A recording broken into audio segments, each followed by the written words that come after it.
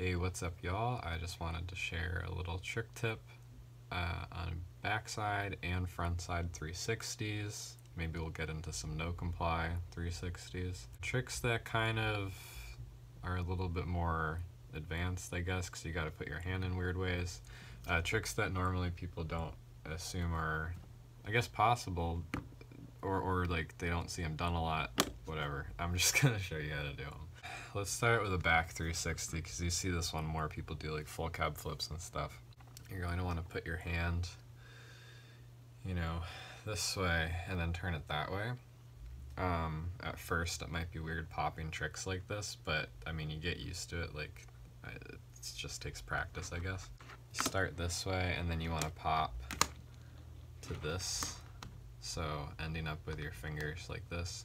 And kind of the same thing when you're doing front threes, you're going from this to that. So it's never, you're never going like, you're never doing a 360 like that, or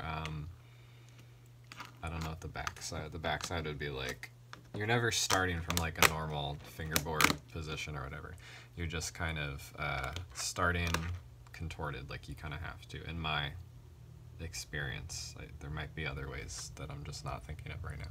So backside, you want to figure out how to get that pop, and obviously it's good to practice like 180s and all that. I mean, same for front side. That's even harder because you're kind of like starting to pop with you know, upside down. So it's good to kind of like figure out how to ollie upside down. Which is kind of absurd. It gets into like fantasy trick territory. Like, there is a way to kickflip upside down. I'm just kind of not great at it. I haven't really practiced it that much. You kind of get a sense of how to move your hand. I'm gonna get one. Oh. Okay, whatever. For front threes, I'm just gonna conflate or mix the two right now. So you gotta figure out how to both pop an ollie with your hand like that and with your hand like that. That's the first step, which both are hard. But you can kind of like figure out how to get that whole spin in the air. And sometimes you end up, like, you know when you see people do back threes in skateboarding, their foot comes off, or it almost looks like a three shove? It's the same thing. You kind of like get a sense of how to scoop it a little bit. Same thing with this, but you're scooping it like with your nail. It's harder because you're, just like how it's harder to laser flip, because it's easy to tray flip because your leg is a hinge, or your finger is a hinge, small scale, big scale. It's harder to laser flip. It's easy to laser flip on FB, but with a big board, it's harder because you're like, your hinge is going the opposite way as to what's natural, whereas like kicking down, your muscles can do it with more strength. So same thing here. This one is easier, but this one might be a little bit harder, where you kind of have to like mess with the physics of it, of like popping down and then kind of popping at an angle so it wraps a little bit. A good thing to practice, which is something I was just messing around with, is backflips, starting with your hand upside down like that. That's a good thing to practice to start getting the rotation. It is really difficult though. These things are difficult and they take practice, and I haven't really practiced them a lot. I just enjoy doing them, and I enjoy filming them sometimes, but the thing with filming things you don't practice is, like, you could throw like 20 to 50 tries at a trick and eventually get it clean, but if you don't practice it a lot, you're not gonna know how to do it consistently, which is my issue with these, because, you know, how often is my hand like this when just casually like messing around on my whatever desk with my fingerboard? Like, it's usually not super twisted, or it ends up that way, and then I'm whatever. Okay, so that's how to do both of those. I think I made it clear. Like, you kind of just, you know, like, I don't know, you can like rotate it a little bit, like, it's fine. Eventually you could probably end up getting them pretty in line, which is desirable, I would think. Okay, so for no comply 360s, another fun one. Obviously it's super fun in real life. Just regular no complies are really fun on a fingerboard. Like, you can pop them pretty good, you could just slide them on the ground. You just eventually get used to it. I mean, switch no comply it's kind of difficult to do it. Switch front side starting from normal fingerboard stance. It's hard to get the, there you go. You just figure out that like delicateness to it.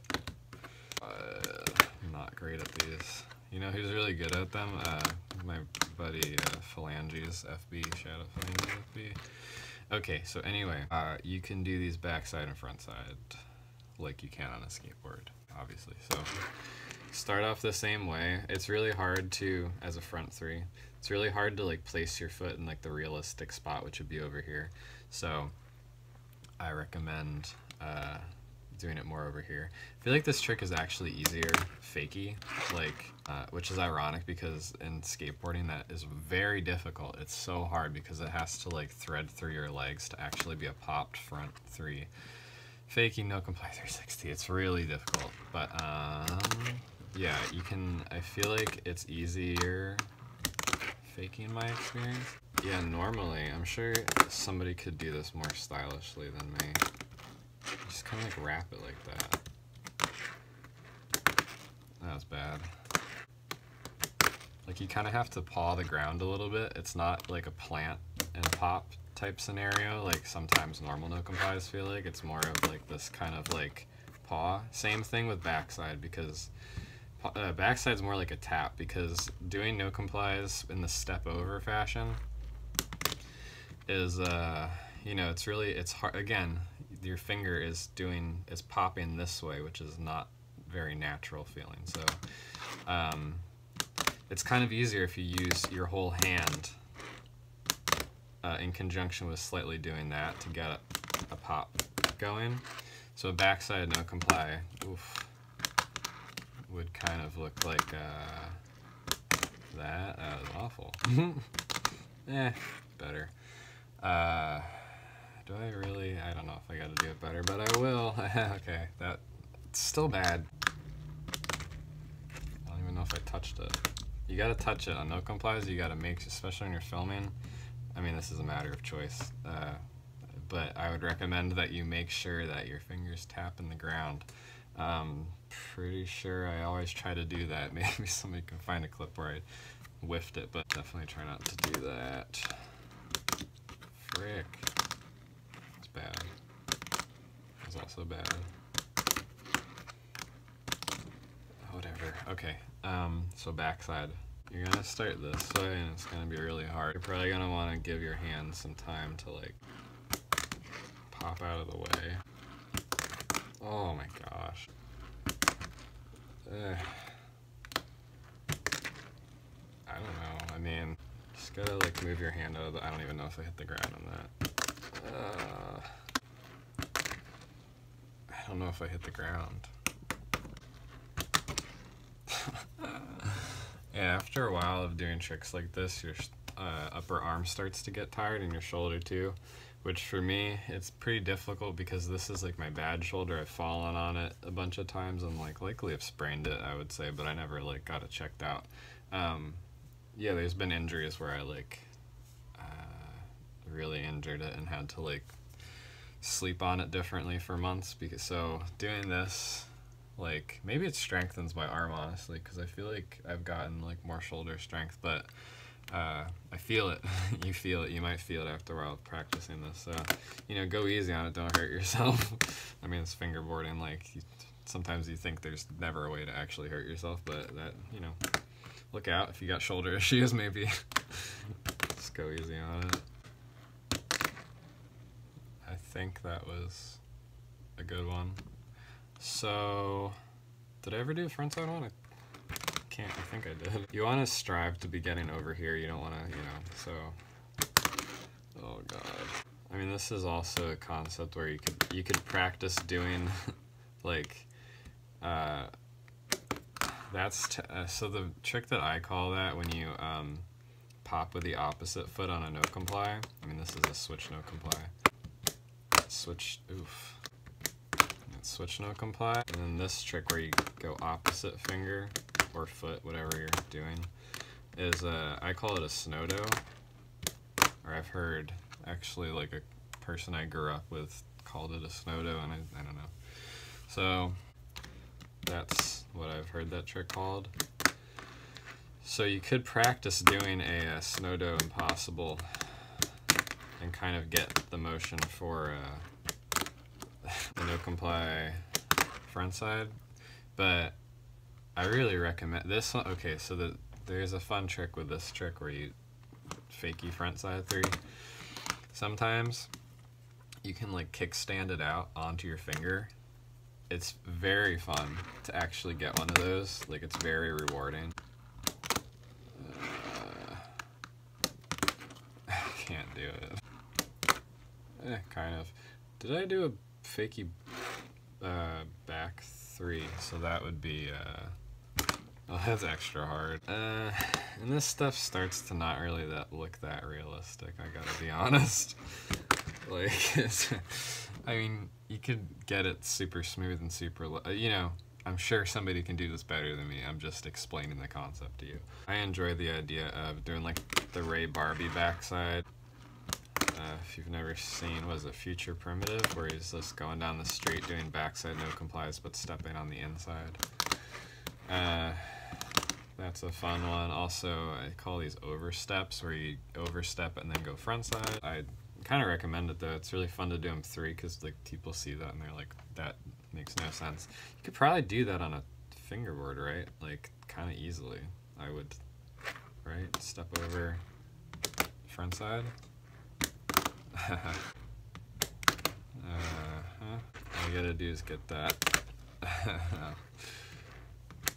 that thing, that scoop. There we go. There's all sorts of fun stuff. Oh, that's cool. The more complicated you get, the more it's like, is it really worth it to like, I mean, it's fun though, it's really fun. I have a lot of fun with it. Oh gosh. Gotta get it. What, am I gonna just not get it now? Of course I'm gonna get it. Gotta get it. Oof. No complies are like really fun though. I definitely, if you've never messed with them, I mean on a big skateboard and, oh my goodness, on a fingerboard, that was closer. Oh my gosh.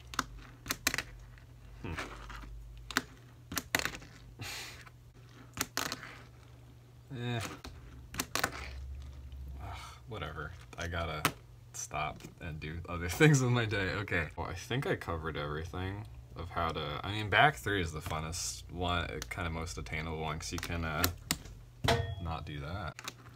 You can cab flip. Just feel, that was bad. Feels really like intense. Oh, double, sick. I mean, for that, you just kind of like set your finger up in a tray flip, I guess. Is that tray flip spot?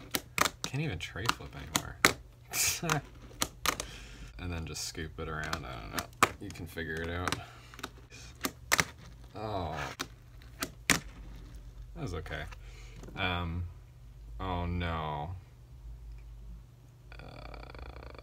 Yeah, is there a way to do a front heel? Oh, there is. Okay. Gosh, I really wanted... I need to like eat lunch. I need to do work. Okay.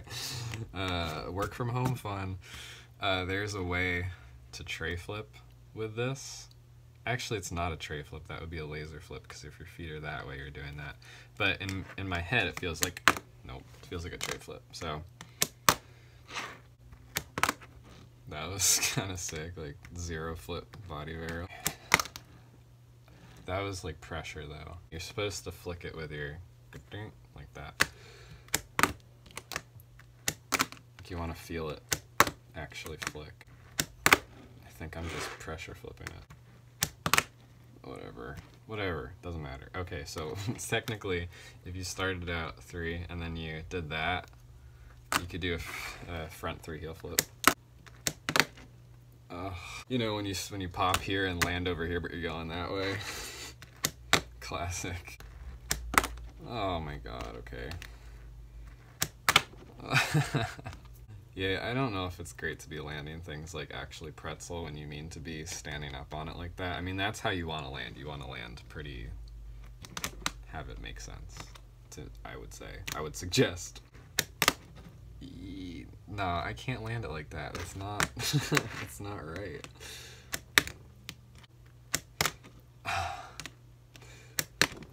You do get better at it though, I swear. It just takes some muscle memory. I'm concerned that it's not flipping the right way. I can't really tell in my eyes because the flip is so vertical. That was weird. Nah. Yeah, I mean, if you have to, like, place your body where it needs to be most comfortable, you know, like shift your shoulders.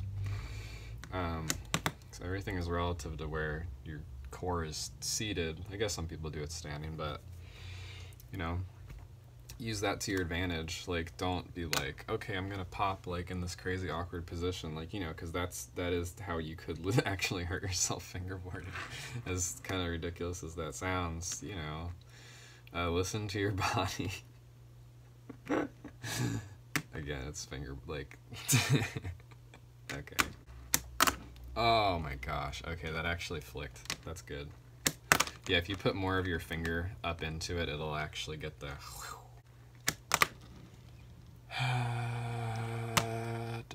I mean, maybe.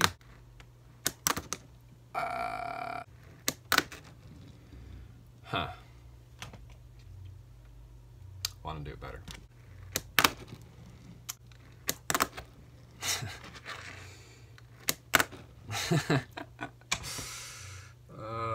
Okay.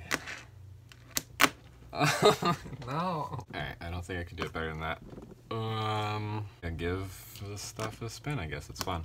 Oh no, I didn't even think about switch. Well, it's gotta be possible. You can do anything if you put your mind to it enough.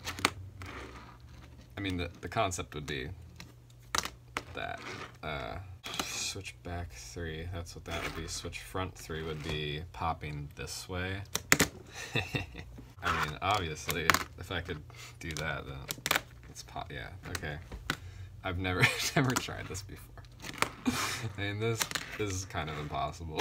It's really not. Oh yeah, no switch, no comply. Front. Did I really not go over this? I can't remember. Front 3 is not that bad with a flip in it. Jeez. You get the idea. I really have to do it good. Okay. And then backside, even easier than the other backside actually. You have more room. I'm tired. I don't feel like this right now. But I will, just for you. Come on. Whatever. And then, obviously, you could do that.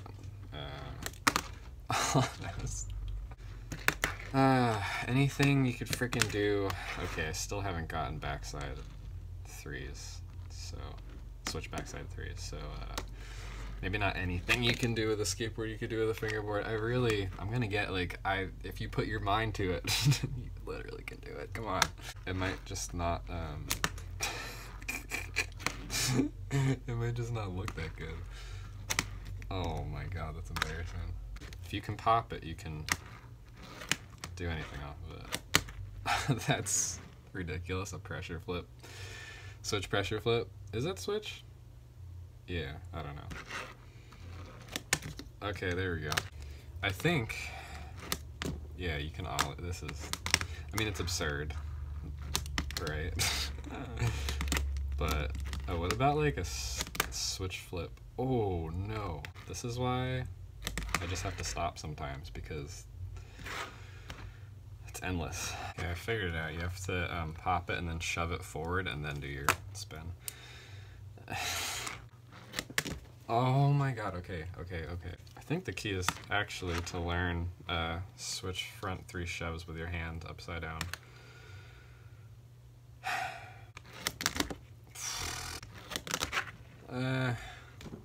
I mean, it's awful. It's so awful.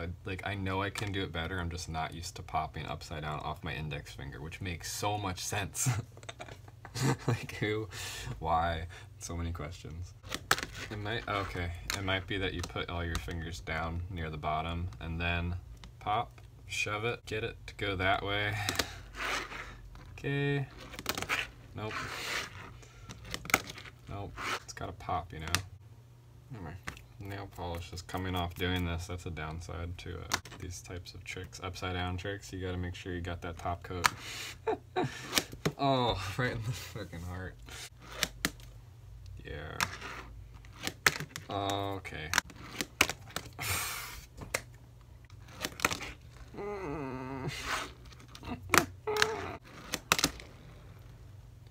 I don't know. You can do it better. Oh man, that's bad.